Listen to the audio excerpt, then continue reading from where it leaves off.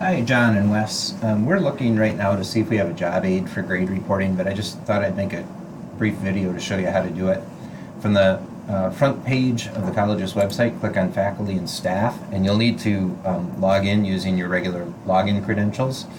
And then on this menu, the second item is Faculty Center. If you click on Faculty Center, you're going to see a list of your classes. And next to your class, you're going to see this little icon for grade roster.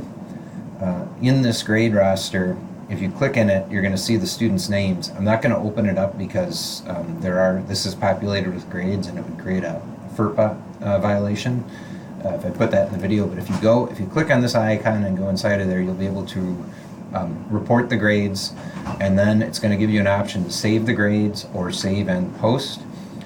Save the grades records them, save and post records them, and populates your student center with the grades that you've assigned in the class. So if you just save them, the students will not be able to see them until you go back and say save and post, and that's what will make them visible to the students. There's likely one more prompt after that basically says, are you sure you want to post these grades? And the answer to that is yes. So hopefully this helps. Feel free to drop me a line if you have any questions. Thanks.